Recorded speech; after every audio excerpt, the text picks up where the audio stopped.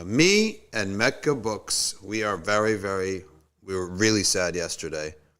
And I even heard that some veteran Hajj leaders in these companies were crying. They were literally weeping and crying, okay, because of what happened. And what happened was that there was a rumor that was not even a rumor. It was basically, it was a fact that the Saudis wanted to get involved directly with the Hajj pilgrims, with the people who are attending Hajj. They wanted to have a direct way that you can go to Hajj directly through them, not through a middleman, okay? So we knew that was coming. Everyone knew that was coming. But we also, I think a lot of people also thought that the companies would also be having their Hajj ability to have their, to do things their way too. You mean, in other words, go through a company for the simple reason that that's what people want. People like to go with an imam that they know and they trust. Now, of course, some people want to go by themselves. But I think a lot of people, if you ask them, would you like to go with a group of like-minded friends and a sheikh that you respect, right? And that you want to listen to, and you want to be in a hotel room with people that you know at least? So most people would have said yes. Plus, like, these companies have been running Hajj groups for like 25, 30 years. Nobody, I don't think anyone expected that they would actually completely undercut all the companies. But this is the second piece of news that we have for today, is that the Hajj companies are cut out of Hajj completely, right? And I had a phone call yesterday that there was one of these veterans literally at his kitchen table crying. Because it's not just his business, it's what he loves, right? And it's his relationships. And shiyukh, they go on these Hajj trips, imams. Like most of the local imams, they can't afford to go on a regular Hajj trip. But if he knows how to teach, he knows how to guide, so he goes like every 3, 4, 5 years, right? That's done with now, okay? So there are no more Hajj companies. The Saudi will only give Hajj visas directly to individuals. Now, this is there's a negative to this, namely that people don't know how to make Hajj. You're going to get there, a complete stranger from the Ministry of Hajj is going to be your guide. And your people that you make Hajj with are complete strangers. This never used to be, unless you wanted it to be. Groups in the past come from Syria, come from Egypt. You go with your sheikh and your group, right? Maybe you have a madhab, right? Maybe you have an approach to things. Now you're going to be stuck with some complete stranger leading you, your Hajj. Who wants that? Now you're going to be rooming and being in a tent in Mina with complete strangers, right? And don't say, oh, well, Hajj is supposed to be for ibadah only. No, you're actually sharing a lot of intimate space with these people. You're on buses with them all the time. You're on, what happens if you're like, you don't want to be with those types. You want to be with people like yourselves, right? That's why it was a really sad day, in my opinion. It was one of those like things that I didn't really get over it very quickly. And I don't want to get over it. You know, one of those things that's like, the appropriate response is just to sulk in it and be upset about it. And I'm pretty upset about it, that there are no more of these Hajj groups.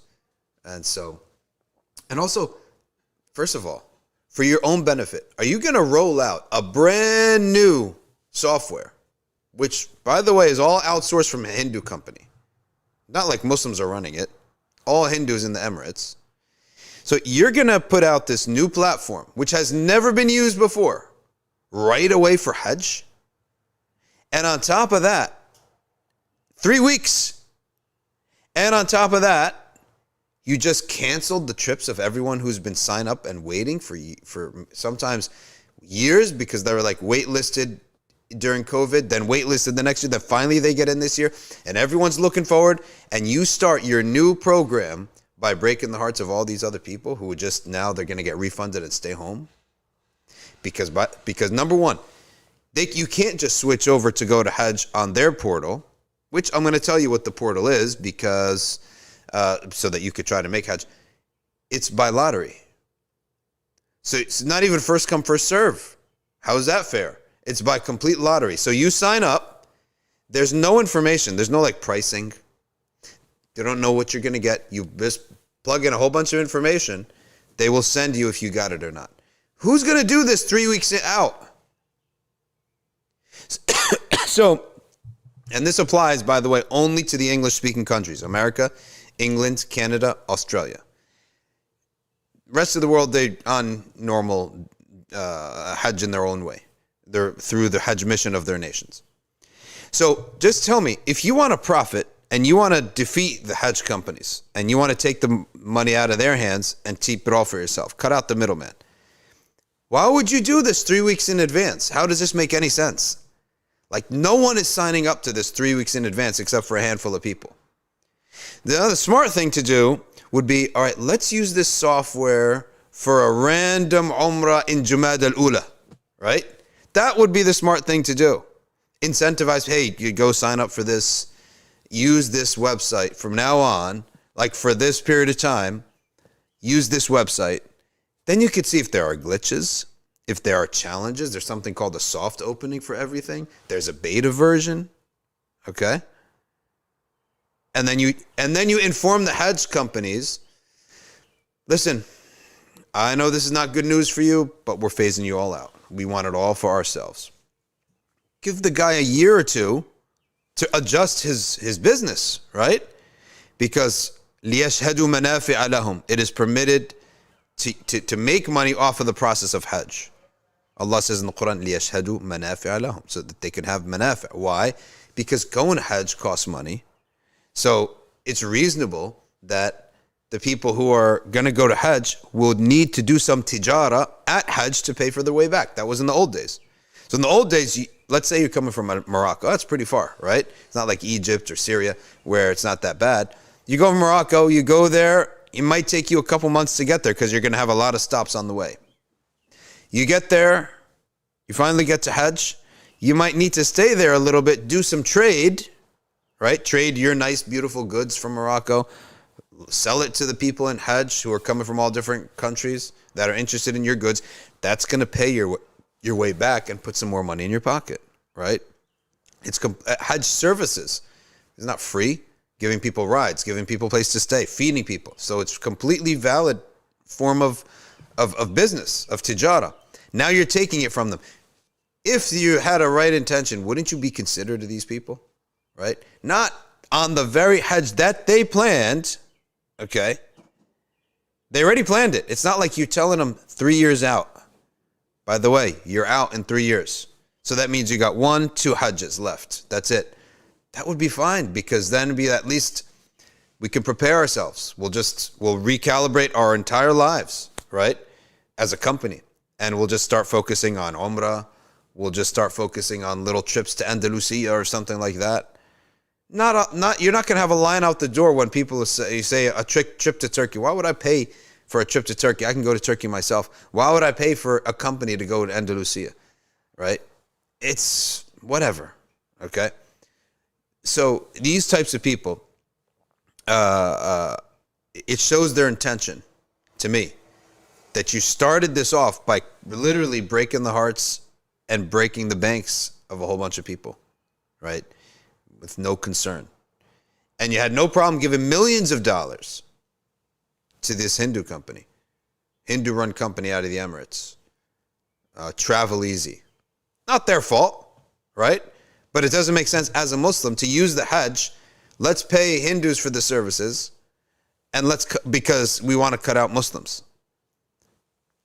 It's just not the way that the way things should be done. But who are we kidding when we're talking about a group of people that their track record is not exactly that great, right? And alhamdulillah that, if you were an Arab and you said this on TV, they ban you from Hajj completely. Now, there are some other ridiculous rules. A woman can't go with a mahram. We know that because there's no groups anymore. Now, a woman could go technically to Hajj without a mahram because it's a fard upon her. But the Saudis, they don't allow this. So it used to be you go with a group. Now you're going with a group from your masjid. You're going a group from of pious people that you know, and they serve as your group, your guardians. And that if there's any issues. Now, you have to go with a guardian within your family.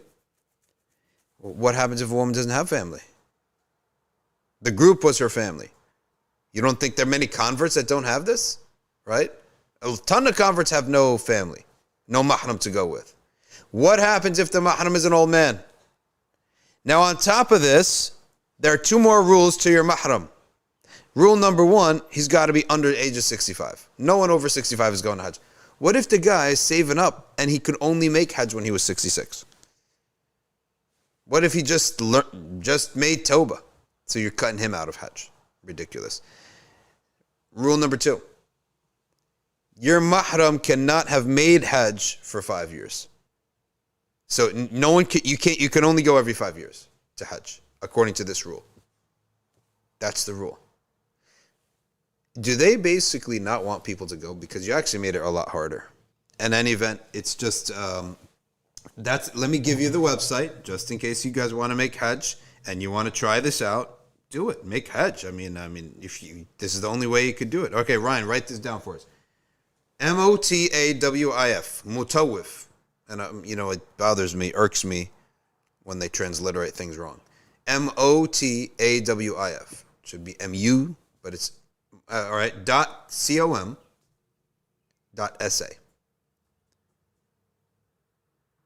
And that's the website. You want to go make Hajj? Go make Hajj. So let me put it for the people on Insta, because that thing only puts the comment on Facebook and mutawif.com.sa. If you want to make Hajj, there it is, mutawif.com.sa. Let's take a look at what their website even looks like, because we can't tell the prices from it. It's not like they're just giving you a package and then like some kind of where they give you like, okay, basic, intermediate. Okay. Mutawif is the exclusive online platform authorized by the Saudi Ministry of Hajj and Umrah to offer Hajj services to Muslims in all of Europe, the United States of America, and Australia. Oh, wait a second. Where's Canada? Maybe Canada's not even worth mentioning. But, I mean, if Canada's out of this, then groups are allowed to go to Canada. Well, they probably just forgot it. Okay. All right. Owns the platform and has offered services to the pilgrims for more than 40 years. Applicants, register your interests. This looks like a youth soccer league application. First name, last name, email, phone number, and a CAPTCHA. Okay, CAPTCHA, whatever. Country of origin. Okay.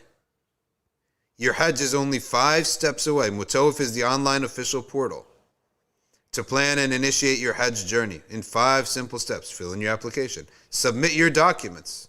Oh, they're going to give you a headache on the documents.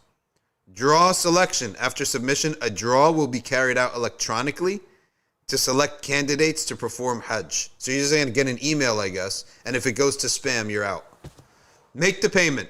How much does it cost? How am I signing up for something I don't know its cost? Once you have been selected, you will be contacted to choose your package. Does this make any sense to you? That what if I have no clue what it costs? Then I get selected, and I say, "Hey, I'm priced out of this. I can't pay any of this." And then someone's spot is taken. So you make the payment and you select the package after you have inquired of your or put in your interest. Then you get an e-visa from Hajj, from the Hajj ministry.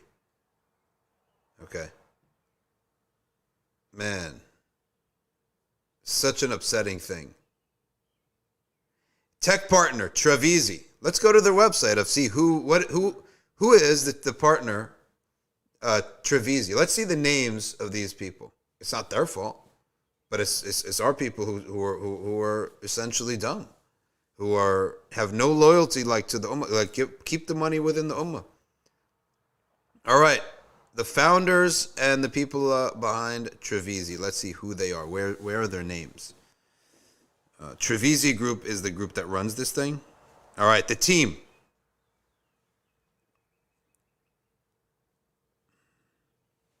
Geet Bahala. Rajat Panwar. Akash Gurathi. Arti Gatkari. Abdul Khan. Well, good. One Muslim. Abhay Kumar Gupta. Okay. A couple Muslims. Not bad. All right. It's mixed. But the ownership is mainly, it's one Emirati and the rest are Hindus. So it's mixed. It's just something that's... so that's the news, people. If you want to make Hajj, get ready. Go to mutawif.com.sa and good luck with your life after that.